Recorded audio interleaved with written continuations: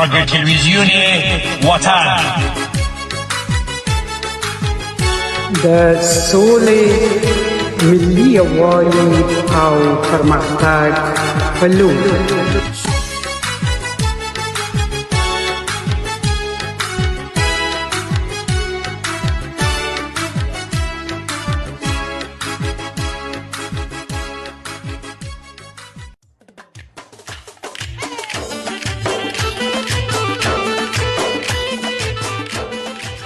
وطن رادیو تلویزیون تقدیم etadi.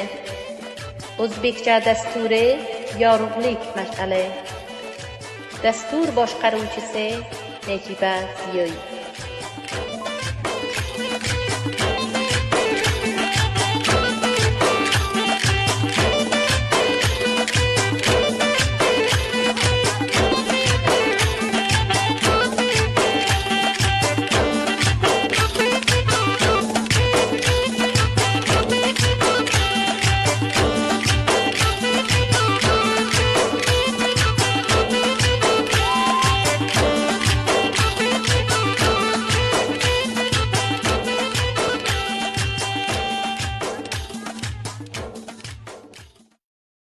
تنگری تالا نامه بلن اسک تاریخ و تمدندن نشان ازبک تله سین شرف سن ملتمگه عزشان ازبک تله. Assalomu alaykum hurmatli Vatan radio televizyoni yorug'lik mash'ali ko'ruvchilari. Bugun chorshanba 14 may 2025 milodiy yili. Men Najiba Ziyoyiman. Siz dasturimizni Vatan radio televizyoni tomonidan jonli live nashr bo'ladi. Ijtimoiy tarmoqlar orqali ko'rayapsizlar. Yorug'lik mash'ali barnomamiz oyda bir marta radio televizion Vatan tomonidan nashr bo'ladi va har barnomada Afg'oniston turklarining taniqli bilimdonlaridan chaqiramiz. Mana bugun ham mehmonimiz hurmatli professor Bismillohxonim Aymanagi janoblarni da'vat qilganmizki, so'roqlaringiz bo'lsa qila olasizlar, menga yozsangizlar, men ustoddan so'rayman. بینندگان عزیز، برنامه ازبکی یارولق مشعله یا مشعل روشنایی را شما ما یک بار از طریق شبکه‌های اجتماعی رادیو تلویزیون وطن زنده نشر می‌گردد تماشا می‌نمایید. در هر برنامه از شخصیت‌های علمی و فرهنگی ترکان افغانستان دعوت می‌نماییم. در سرزمینی که زبان‌ها چون رنگ‌های قالی افغانستان در هم تنیده‌اند، یکی از گوهرهای ارزشمند این بافت زبانی زبان شیرین ازبکی است. زبانی که نه تنها ابزار بیان احساس و اندیشه میلیون‌ها انسان است، بلکه حافظ فرهنگی، عمیق تاریخی، پرفراز و نشیب و هویتی است که نسل‌ها آن را در دل نگه داشتند. در روزگاری که خطر فراموشی بر سر بسیاری از زبان‌ها سایه افکنده است، سخن گفتن از اهمیت زبان ازبکی و نقش اقوام ترکتبانان افغانستان نه تنها یک گفتگوی ساده، بلکه گامی است در راه زنده نگه داشتن ریشه ها. امروز افتخار آن را دارم که با یکی از فرهیختگان این سرزمین، پروفسور استاد توردیقال میمنگی، با به این موضوع مهم به گفتگو بنشینم. گفتگویی از دل زبان، فرهنگ و هویت. از همکار تکنیکی ما خواهشمندم جناب پروفسور را در استودیوی وصل نمایند. endi esa ustodni chaqiramiz va hurmatli ustod, birinchida da'vatimizni qabul qilib qatnashganingiz uchun minnatdorman. Xush kelibsiz. Rahmat, doktor Najiba Ziyoyi, sizda bu qilib turgan faoliyatlaringizda bizlarni yanchilgan va oyoqdagi bo'lgan, oyoq osti bo'lgan farhangi tilimizda past dubora sahnayi hayotga keltirishga katta arzish berib, sizga katta muvaffaqiyatlar orzu qilaman. Kattakon rahmat ki bizlarda har doim tashviq qilasiz va olqishlaysiz va oldimizgasiz. Hurmatli ustod, birinchida so'roqimiz bilan boshlayman. Afg'onistonning ta'lim tizimida o'zbek tilining o'rni nimada va uning ta'lim rivojidagi roli qanday kuchlantirish mumkin? Bu haqida agar suhbat qilsak. Buyuring. Xo'p, yana ham eshituvchilar, ko'ruvchilar, balki o'lkadoshlarimiz, dildoshlarimizga qizg'in salomlar ado qilib, bu zamonda oqimida bo'lib turgan qiyinchiliklarga duch qolgan millatimizni, mardumimizni huzurlariga arz qilmoqim kerakki, Afg'oniston o'lkasida tarix to'g'risida har bir zamon agar bizlar qarasak, bu mamlakatga, bu o'lkaga ayri problemlar bor ekan. Albatta buni ham aytmoq kerakki, Afg'oniston bir ko'p millatlik o'lkadir. Burga tarix to'g'risida barcha millatlar burga birbirlarining yoniga yashab kelgan, qo'shma farhang va tarix yaratganlar va bir-birlari bilan murovaala va taomillarga ega chiqqanlar. Lekin bu so'ng zamonalarga Afg'onistonga kelgan hokimiyatlar va mantiqaga kelgan iste'moriy havodislar va dunyoga kelgan o'zgarishlar katta o'zgarishlarni ham Afg'onistonga yashab turgan millatlarning ustiga, ham chegara mamlakatlarga, qo'shni mamlakatlarimizga mushtarak farhangiy va tarixiy munosabatlari bor edi. Katta tag'yirot ketdi. O'zbek tilini tarixchasi agar tarixni oqimiga yuzlar yil, minglar yilga qarasak, bu bir boy til. Boy tilki bir madaniyatdan tarkashma oladi, bir milliy, bir boy huviyatdan tarkashma oladi. Bu huviyatni yoniga boy farhangni sarchashmasidan moya oladi. Nima uchunki til farhang bilan, huviyat bilan va xususan hayotda sharoitiki millatlar bir sharoit xodga tiriklik qiladi, uni bilan bog'liq. Agar bir sarzaminga amniyat bo'lmasa, qonun bo'lmasa, adolat bo'lmasa va u sarzaminga faqr foqa hukmronlik qilsa va hamisha nifoq va taassub hukm farmo bo'lsa, u mamlakatga agar bir kichik guruh o'zini saodatmand bilsa, aksariyat mutlaq hamisha badbaxtlikka, bechoralikka va ayri mushkulotlardan tiriklik qiladi. Afg'onistonga yashab turgan o'zbeklarni ta'lim tarbiya to'g'risida agar aytsakki, necha omil sabab bo'ldiki, Afg'onistonga uncha ham tavajjuh, aslan uncha emas, bir sistematik shaklga til va farhangni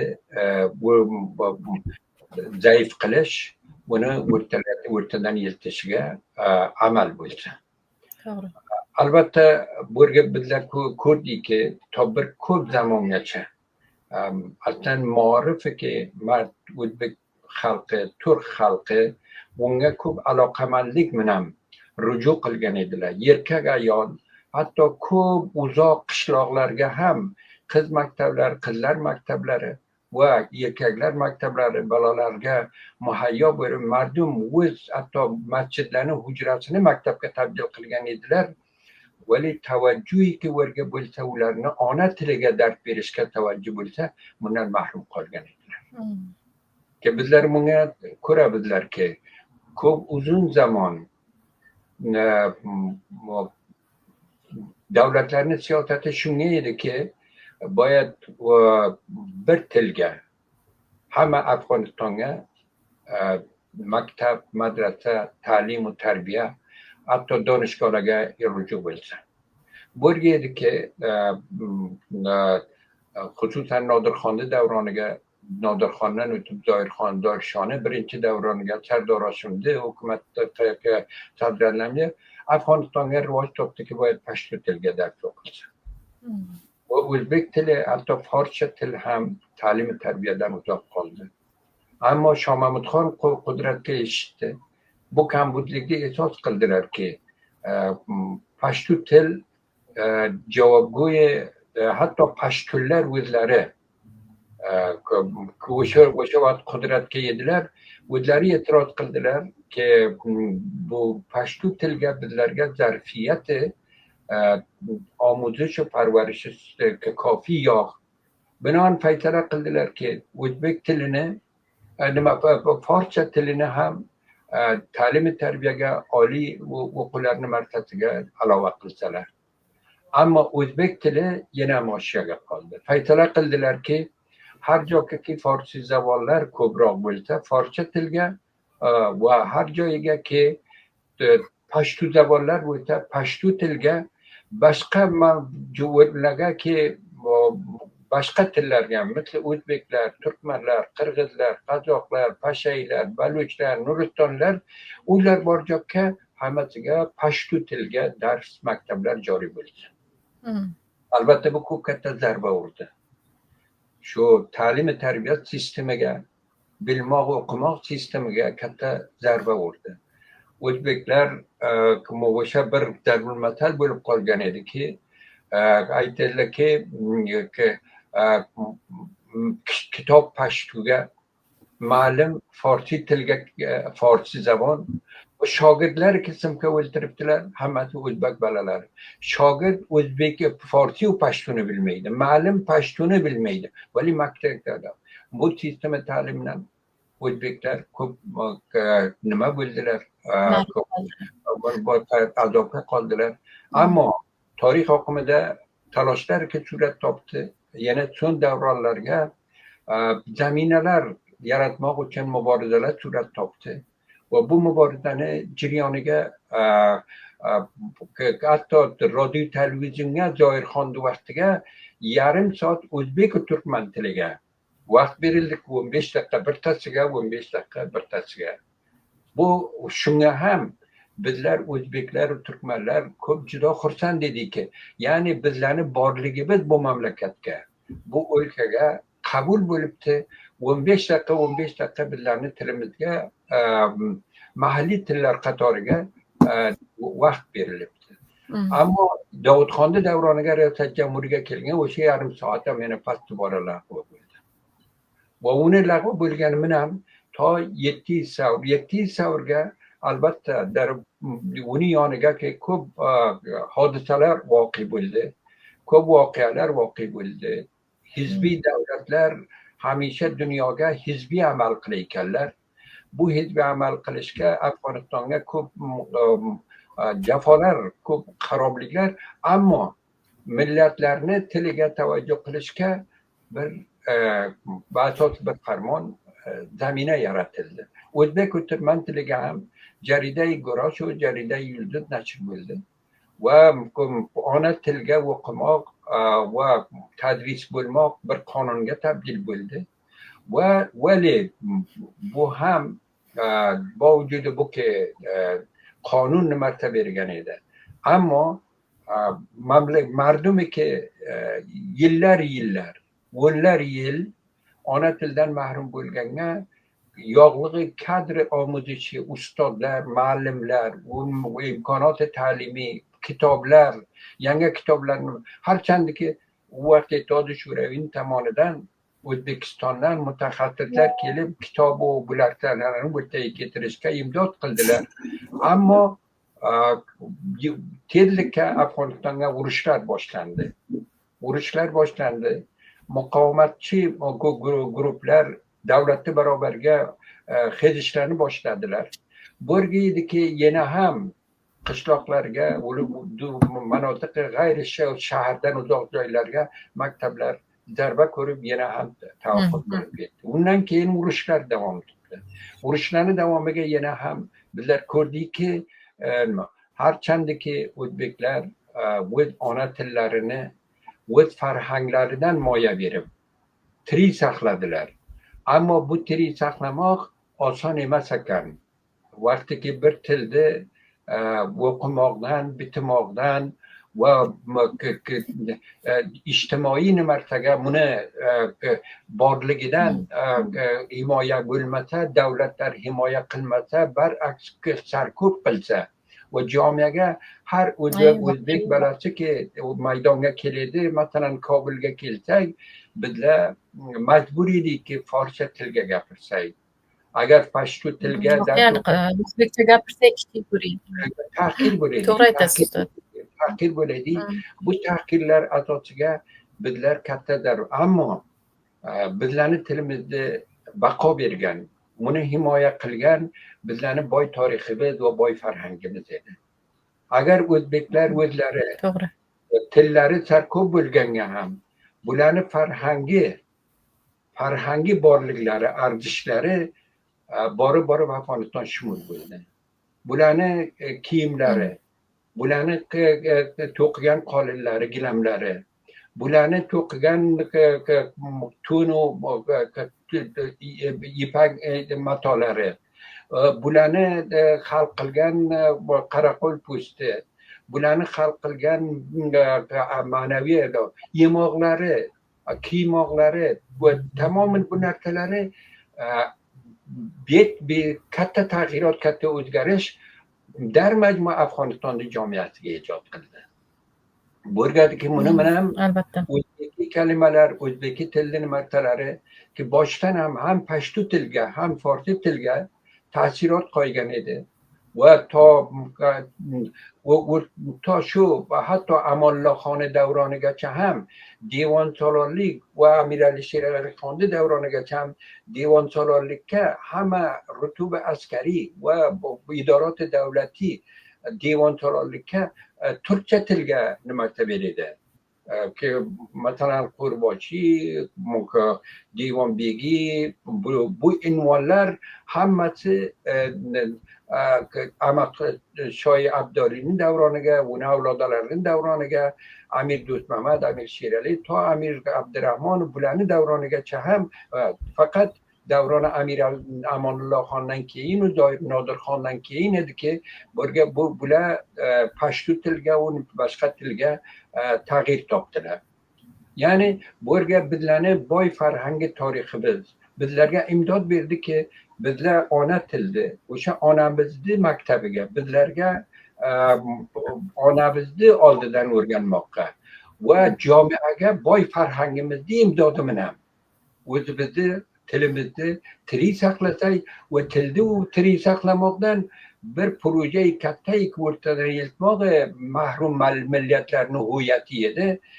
Huviyati millimizni, huviyati jamiyimizni bu jamiaga tirik saqladik. Va bungacha ham harchandaki fazo bu qismi ki lozim edi faroham bo'lmadi. 22 yil o'tib ketdi. Bu yerga ham shakliy holatga ba'zi iqdomlar surat topdi. Ammo amaliy shaklga chop bo'lgan kitoblar konteynerlarga qolib biloxira Buxoriylarga, qishlarga yoqildi. Ammo o'sha kitoblarni maktablarga yiltib, mardumni qo'liga tushib va bolalar uni o'qib, uni yuzidan ona tilga oshno bo'lmoqlariga mahrum bo'ldilar.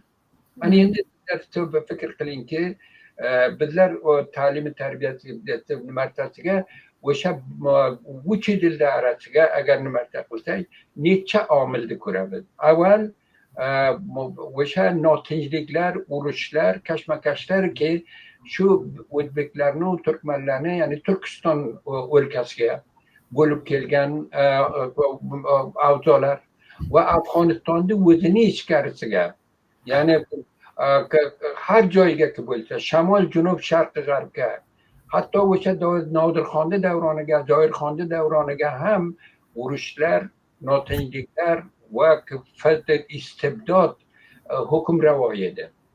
Ana endi bizlar ana shunday davronga ona tilimizni tirik saqlabmizlar va bu holatni bizlarga aytayki, bizlarning ustimizga daraqqat bir zindoni tarixga asir bo'ldik.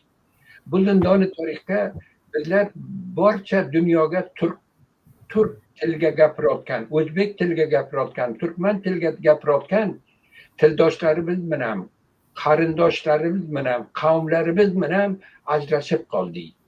Va yana hammadan ham u og'irroq. Ta'lim tarbiya bizlarga misliki Eronga chop bo'lgan kitoblar fors tiliga Afg'onistonga keldi. Forslarga, dari tilga o'sishiga, forsi tilli kitoblarni kelish, mujallalari kelish, filmlarini kelish زمینه verdi ki فارسی تل inqirozdan zavoldan najot topsa. Ammo bizlarniki nima bo'ldi? Burga O'zbekistonga, Turkmanistonga, O'rta Osiyoga alifbo o'zgardi. Alifbo o'zgarishi bilan bizlar ularga burga chop bo'lgan tarqalgan kitoblardan istifoda qilamiz. Va hamchinon Turkiyaga ham alifbo o'tkazdi. Usmonlik davlatidan ketgani va yangi modern Turkiya o'rtaga kelishi bilan Otaturk zamoniga bo'lgan lotin alifbosi o'rtaga keldi. Bizlar u manbadan ham mahrum bo'ldik. Binoan bizlar bir zindoni ki hamma imkonot rushd و takomul tildan boyad bizlar bahra olsa edi va turklar o'shandan با وجود shu ham masjidlarga, madrasalarga mullalar, mavlavilar, domullolar va hatto o'sha dono xonimlar onalarimiz bizlarni ma'limimiz bo'lib ona tilimizni yo'qolishdan bizlarni najot berib to bu kungacha unga bizlar ega chiqib kelganmiz. To'g'ri, albattaki o'zbek tili Afg'onistonning rasmiy tillaridan biri bo'lsa-da, ta'lim tizimida uning joygohi hanuz qoniqarli emas. Tilimizning ta'limda va umumiy madaniy hayotda joyini mustahkam qilmoq albattaki mumkin va bu qiyin emas haqiqatan. Rahmat aniq javob qaytarganingiz uchun hurmatli professor janoblari. استاد بزرگوار میخواهم یکی از سوالاتی که بینندگان ما فرستادند را از شما بپرسم اگر موافق هستید به زبان دری جواب بدهید. نقش زبان ازبکی در حفظ هویت فرهنگی و قومی جامعه ازبک تبار افغانستان چیست؟ ko'ruvchilardan biri so'rabdilar. Agar forscha javob qaytarsangiz xursand bo'lamiz. خب البته باز هم عرض سلام دارم خدمت تمام شنونده ها و بیننده های عزیزی که برنامه امروزی شما را تماشا میکنن. سوالی خیلی بجا و ارزش پاسخ گفتن خوب دقیق و عرض همه جانبه داره. تشکر. بخاطر اینکه زبان، فرهنگ، هویت با همدیگر گری خوردن چنان که از همدیگر جدای ناپذیر هستند. بله. و ما میفهمیم که پایه و اساس پیدایش زبان یعنی اگر بگوییم که زبان در بستر فرهنگ شکل میگیره و فرهنگ مایه میته زبانه و بالاخره زبان فرهنگ با هم در ساختار هویت ارزش و تضاد دارد. این تنها برای ترکهانی، برای تمام جوامع بشری حرف به همین منوال است. البته ما این را هم میگیم که بشریت وقتی که وارد مرحله انسانیت و بشریت میشه دنیای دیگر موجودات زنده خود جدا میکنه. فقط 3 عنصر است که به انسان به انسان شدن کمک میکنه. این کار است، تفکر است که مایه کار تفکر مایه میته زبانه. این 3 عنصر انسان از دنیای بدویت بیرون میکنه، از سایر موجودات زنده جدا میکنه، وارد مرحله انسان شدن که البته باز هم زبان تکامل میکنه، خط به وجود میاد، کتابت به وجود میاد و کتابت تجربه ها، دستاوردها، ارزش هایی را که انسان ها خلق میکنن به همدیگر هدیه میده، باقی میگذاره و نسل های بعدی را آماده میسازه که با استفاده تجارب گذشته ها حیات امروزی شانه در همه عرصه های زندگی غنای بیشتر ببخشن. بنابراین زبان ازبکی هم برای خلق که به زبان ازبکی تکلم میکردن و برای خلقی که به زبان ترکمنی تکلم میکردن و همچنان گویندگان همه زبان ها در افغانستان و در تمام جهان بقای خود مدیون بقای زبانشان میدن. یکی از دانشمندای افریقایی و مبارزین بزرگ آزادی خلق افریقا اما سیزر در خاطرات خود نوشته میکنه، میگه که من افریقا را زمانی به آزادیش باور دارم. افریقا را به آزادی زمانی ما باور دارم که در پاریس در خیابان شانزلیزه یک افریقایی با دوست خود با دوست فرانسوی خود یک جا چکر بزنه یا گردش باشه، با یک افریقایی دیگر روبرو شود، جرأت داشته باشه که با افتخار به زبان سوهیلی یعنی زبان افریقایی صحبت بکنه و از این که هموطنش با هموطنش روبرو شود مجبور نباشه که به زبان فرانسوی صحبت کنه. اینجاست که من باور میکنم که افریقا آزاد میشه و استقلال میرسه. به این خاطر ترک ها هم با وجودی که سرکوب شدن در مراکز شهری، وقتی که اینا ترک ها داخل شدن خصوصا در شهر کابل، با تبعیض و با تحقیری که متوجه فرزندانشان بود، اکثرا کوشش کردن که فرزندان خود به دری گفتن و فارسی گفتن تربیت کنن تا در صنف و در مکتب به عناوین مختلف توهین تحقیر نشوند.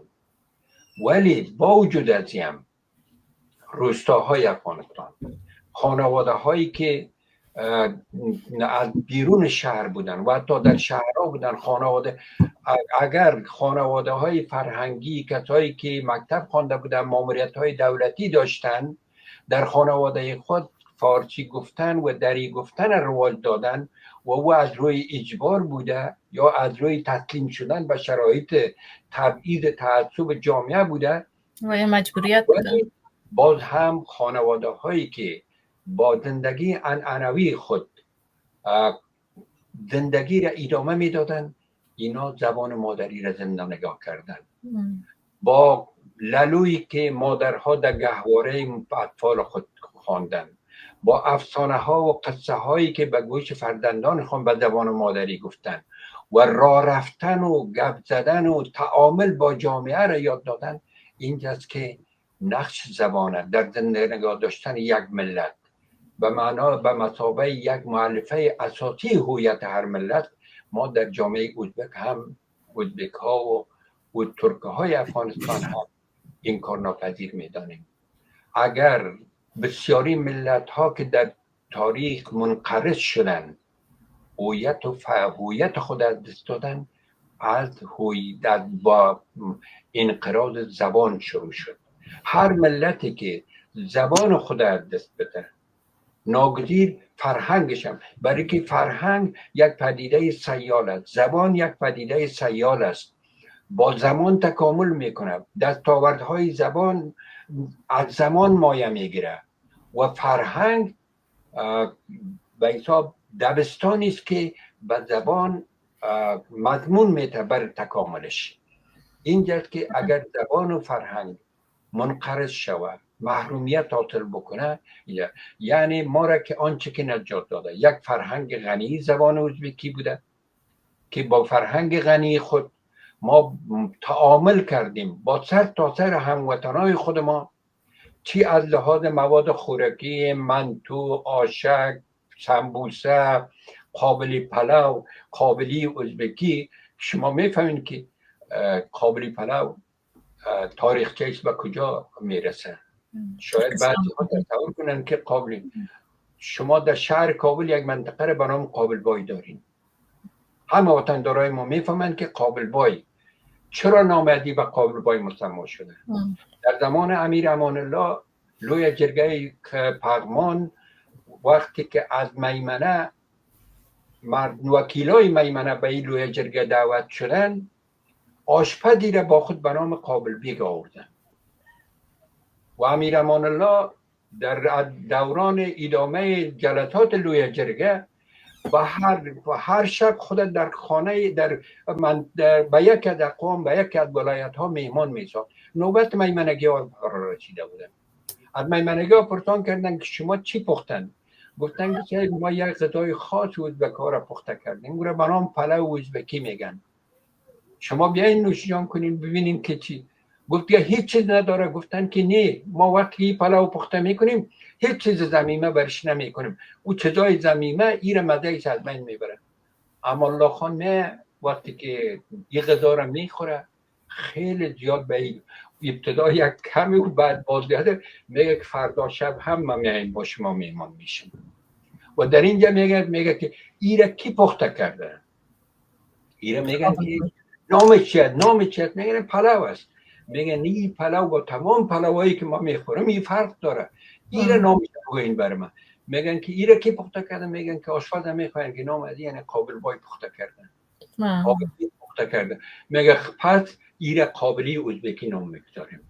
این نامگذاری است که امیر امان الله و این قابلی ما نه در ازبکستان به نام قابلی ازبکی است، نه در ترکمنستان است و نه در دیگه مناطق. فقط در افغانستان است که قابلی ازبکی با نام قابل بای ازبک، آشپز ازبک ها، وکیلای ازبک در لوی جرگه پغمان و از اونجا بعد از او امیر امان الله قابل بای و با میگه که تو دیگه به میمنه رفتن نمیتونی، تو باید آشپز دربار ما باشی. یعنی زمینای منطقه قابل بای همه گیره به او توفه میده و تمام خانوادهش در اونجا جابجا میشه که فرزندای دی تا سالهای اخیر هم مالکیت و زمینا را داشتن و با حال دیگه شاید که تقسیم ترکه شده به دست دیگه، ولی نام قابل بای دیگه زنده مانده عدیده. بنابراین میبینین که تاثیر فرهنگ زنده داشتن هویت یک قوم چقدر بود. وقتی که قالین بافت دست زنای قهرمان ازبک ترکمن در سالن شورای ملی است، در اونجا یکی از وکلای ازبک به زبان ازبکی صحبت میکنه و کسی هم در اونجا اسماعیل مایار رئیس شورای ملی است. کسی پرسان میکنه میگه که این زبان کی بود؟ با کدام زبان گپ زدی؟ این میگه که یعنی زبانی که زنای از اینای می قالین را که زیر پای تو فرض کردن و هر گلش و هر نقشش خودش به زبان خودش از موجودیت او هم متناید بر تو که میکنه، ما به زبان اونمو مردم با تو حرف زدن. ببینیم که فرهنگ چگونه مایه میته و گویندگان یک زبان و دارندگان یک فرهنگ، اونا موجودیت خود، هستی خود با فرهنگ خود تبارز بکنن حتی در سخت‌ترین دشوارترین شرایط تاریخی زندگیشان. بنابراین موجودیت ترک و ازبک ها البته هیچ قومی، چون آفرینش هیچ قومی به اراده خودش نیست.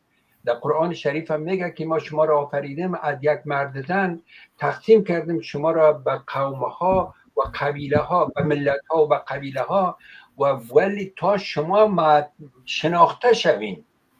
بناهن تا مگر به پیش ما با تقوی با فضیلت ترین شما با تقوی ترین شما. این آیت قرآن کریم است. بناهن پیدا شدن ما ازبک به زبان ازبک، ترکمن به زبان تو، هندو به هندو و یا نصارا به نصارا و پشتون و تاجیک به تاجیک، هیچ کدام ما به اراده خودمون نیستیم. در اینجا اراده پروردگار بوده که ما خلق شدیم و این زبان ها هم که ما را گویا ساخته، یعنی خداوند ما را که به این زبان های گویا ساخته، در حقیقت این هم امری است که از اراده ما بیرون است. هیچ کس برای ما نه تحفه داده نه کسی ما را مجبور ساخته، ولی ما با این زبان خلق شدیم، با این زبان زندگی میکنیم، با این زبان میموریم و به فرزندان خود باید این زبان با غنامندی در یک فضای عدالت و برابری به میراث بگذاریم. Teşekkürler hürmetli Ustad. Elbette ki yine sorularımız var. Vaktimiz kem kalmadan sorular sorayım. Teşekkür میکنم از شما استاد بزرگوار. امید که دکتر صاحب فردوس جواب سوالشان را دریافت نموده باشند. از ابراز دیدگاه‌های پربار و دلگرم کننده شما دوستان فریخته سیمان سپاسگزارم. نظریات خردمندانه و دلنشین شما روشنی بخش این گفتگو است. از یکتان تشکر که کامنت نوشته کردین و سلام احترامات دارین. salom ehtiromat mam taqdimi har kudom shuma. Hurmatli ustod, Afg'oniston o'zbek jamoasining madaniy va etnik o'ziga xosligini saqlashda o'zbek tilining o'rni qandoqdir? Bunga haqida agar qisqaroq javob bersangiz, vaqtimiz ham kam qolgan. Oxirgi so'rini ham so'rib, undan keyin anavamizda. ilgaroq ham aytib o'tib ketdik, bu o'zbek tili barcha tillarki bu mamlakatga, jahonga 7000 tildan osha til mavjud dunyoga. Albatta aytib o'tdingiz, ammo buni saqlash uchun undan keyin biz nima narsalar qilishimiz kerak? 200 tillar bor, 200 til bor ekanki dunyoga, burut ham bitiladi, ham o'qiladi va ham gapiriladi. Albatta o'zbek tili shu 200 tilda biri. 200 tilda biriki hamma dunyoga bor o'zbeklar ham gapiradilar, ham bitiydilar, ham o'qiydilar, ham borliklarini hifz qiladilar. Binoan til mitlik o'sha Ahmad Sezar afriqoylarga xitob qilib aytadiki, men Afriqani ozodligini zamoniki yaqin qilamanki, Afriqoyi o'z ona tiliga gapirmoqdan ayalmasa, xijolat tortmasa.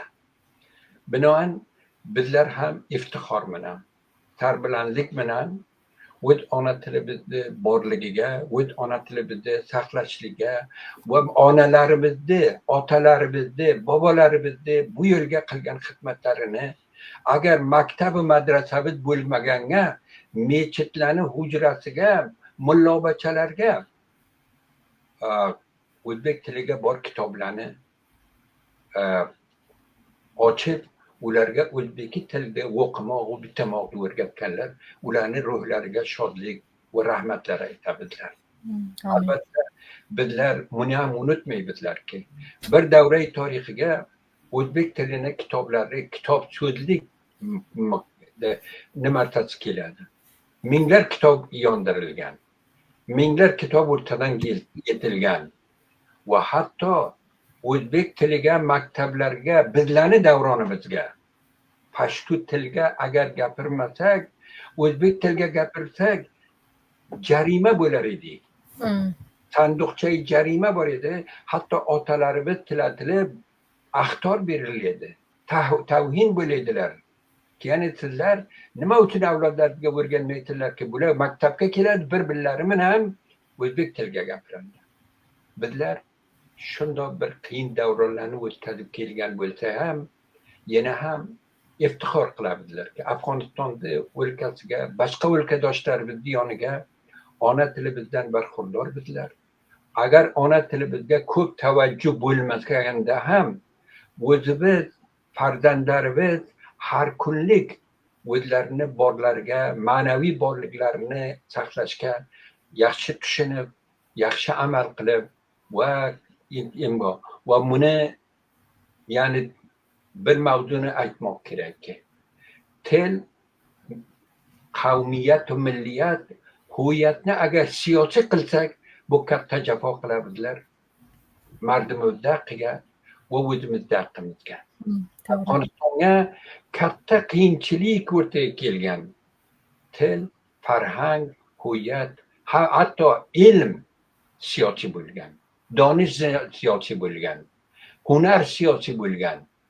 Bo'lgadiki, bizlar bir padidai ko'p shumi siyosiy bo'lmoq va ideologik bo'lmoq bu tillar bilan ardishmand baholik ma'naviy ardishlarni nimartasiga bizlar duchor kelib qolib turibdilar. Binoan bizlar vaqtiki o'zbek tili deymizlar, turk tili deymizlar, pashtu tili deymizlar, fors tili bundan siyosatdan ayrilib, siyosiy qilmoqdan faqat buni bir arzishi mutaalliq har qavmga. O'sha raqamki har qushni o'zini sesi bor. Tabiat buni sesini hech qushnikini yana bir taga bermaydi. Bulbulni qarg'aga, qarg'anikini nimaga bermaydi. Har qaysi o'z tili bilan yashaydi. Bizlar insonlar ham shu raqam. Tillarni yaxshi yomoni yo'q. Katta kichigi yo'q. Agar 10 nafar ham bir tilga takallum qilsa, o'sha tilda o'sha 10 nafarda ona tilini haqqi borki unga takallum qilsa, اگر میلیون نفرم تگه یعنی تل بر حق انسانی جامعه انسانی ده اونه کملی کبلیک منم taroziga tartib bo'lmaydi. Haqiqatan ham tillar kimda o'z bir kimligi bor, kimligi olinmasa qoldi. Buni siyosiy qilishdan parhez bo'lsa va bizlar ko'shish qilaylikki tilni afzori tab'iz tafriqa tuzalmasin. Misliki bizlarni ustimizga tuzalgan ekan. Haqqimiz bor tilibizga, ammo buni gapirishini ba ma'noyi bu emaski bizlarni tilimiz farishtalarni tili, boshqalarni tili boshqa til. Bizlar aytadigan hamma tillar insonlarni tili, insoniy tillarni insoniy arzishga qarab ehtirom qilish kerak. Biz voqeatan endi haqiqatdan o'tmasak, Afg'oniston turklari pashtu tilini ham, forscha tilini ham ko'p yaxshi bir shaklga biladilar, o'z tilimizni ham, ammo bir boshqa zabonga gapirganlar o'zbekchani fikrimcha bizlarcha gaplasha olmaydilar bizlar tilimizda. Rahmat deyman sizga aniq ma'lumotingiz uchun. Qo'shilaman sizning fikr va tushunchalaringizga. Professor janoblari, barnomamiz sekin o'z adog'iga yetib borayotibdi. Sabr bilan bizni eshitgan ko'ruvchilarimizga ham tashakkurlik bildiramiz. Oxirga agarchi aytib o'tdingiz, yana ham o'zallikla xususan yosh yigitlarimizga nimalar demoqchisiz va shu hozir masalan dish o'lkalarga ko'proq xorijga yashagan yigitlarimizga nima tavsiyalar bermoqchisiz? Agar aytib o'tsangiz, undan keyin barnomamiz ham asta-sekin o'z adog'iga yetadi. Xo'p, albatta meni payomim yakka o'zbeklar emas, barcha o'lkadoshlarimizga. Har kimiki tilaydiki insoniy jamoaga, insoniy shaklga tiriklik qilsalar, payomim ba hamma hamvatonoyimiz. تنها به ازبک ها و ترکمن ها و ترکانی و همه هموطنهای خود ما عادی دریچه پیام میتون. اگر میخواهند که هویت حقیقی خود پاسداری کنند، زبان مادری خود به عنوان یکی از مؤلفه‌های اساسی هویت پاسداری بکنند. برای اینکه ما میگم که در بحث هویت کیستی و چیستی که بحث بسیار مفصلی است، انسان ها از ابتدای خلقت همیشه در جستجوی ای بودن که ما کیستم و چیستم و چه رقم پیدا شدم، که من قنداق دنیاga kelibman, men kimman bo'lgadi ki yana shu savolni barobariga huviyatga aytmog'im kerak. Ikki huviyat bor insonlarga. Qisqa aytamanki huviyat haqiqiy bor, huviyat majoziy. Huviyat haqiqiy men, sen, man و ما که جمع o'rtaga keladi, bu huviyat haqiqiy ایجاد bo'ladi. Agar jami'a bo'lmasa, taraf muqobilga men va sen bo'lmasa, mo o'rtaga kelmasa, huviyat haqiqiy tajalli qilmaydi. To'g'ri. Huviyat haqiqini muallifalari nimalardir? Tildir, farhangdir, tarixdir, سرزمینده و سنتler و ارزشlardir و منافع مشترکdir. اگر منافع مشترک bo'lmaganga, مثلا امنیت bir manfaat mushtarak hammaga bo'ladi. Shuna asosiga huviyat jam'iy difo qilmoqi fard o'zini difosini jamdir shakliga ko'radi. Va huviyat majoziy nimadir? Masalan turli qo'l maymanagi, turli qo'l maymanadan ekan, ammo huviyat haqiqiy turli qo'l maymanagini vaqtiga maymana bilan muloq topadi, o'zbek bilan muloq bo'ladi. Bo'lmasa yuzlar turli qo'l bor, yuzlar najiba bor. Bo'lga huviyat majoziy shoxsahoy fardidir va huviyat haqiqiy shoxsahoy jam'iydir ki bir jamiyaga huviyat jamiyat qiladi. Millatlar, qabilalar, qavmlar va biloxira shahrvandlar uni asosiga o'rtaga keladi. Buning uchun men kelayotgan nasllarga, bugungi javollarimizga tavsiya qilamanki, o'zlarini ona tillarini, o'zlarini huviyatlarini, o'zlarini farhanglarini tirik saqlasinlar. To bularni avlodlari iftixori behuviyatlik musibat huviyatsizlikka duchor kelmadilar. Iftixori huviyati bor va kimligi borga hayot surdilar. ما تمام هموطنهای خود خواهش ما است که بدون از که موجودیت یک زبان دیگه هموطن خود با دیده کم ببینند و مسئله برتری و پستری زبانهای دیگر را مطرح بکنند، اینا قبول کنند که زبانهایی که در یک جامعه تکلم میشه از غنای از قدرت انسانی او جامعه حکایت میکنند. بنابراین زبانها با کمی با زیادی گویندهش نه، به خاطر حق بودنش که انسانها با تکلم با زبان مادری خلق شدن و اینا حق دارن که زبان مادری خود بر اساس قوانین جامعه بشری، بر اساس احکام الهی، بر اساس حکم قرآن احترام بگذارن و هیچ کس پیشرفت و تکامل زبان هموطن خود به تصور نکنه که این به ضرر زبان من است. بگذارین همه زبان ها بشکفن. همه وطندارای ما که امروز از خواندن نوشتن به زبانهای مادری خود محروم هستند، اینا زمینه آموزش و پرورش به زبان مادری خود پیدا بکنن تا اینا زمینه های رشد کمال انسانی را در پناه زبان مادری خود از آن خود کرده بتانند.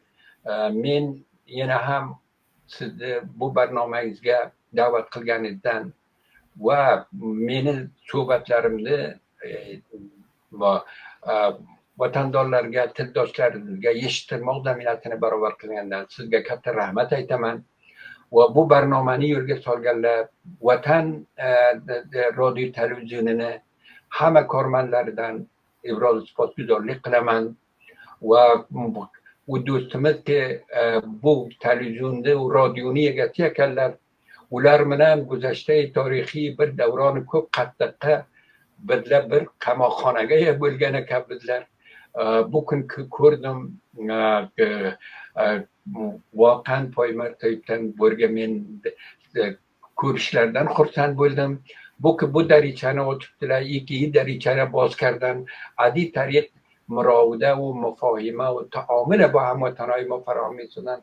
از پیشان سپاسگزاری میکنم و به آرزوی سعادت، خوشبختی، همزیستی فارغ از همه اشکال بی‌عدالتی ها، تبعیض، تعصب در افغانستان، سرزمینی که در اونجا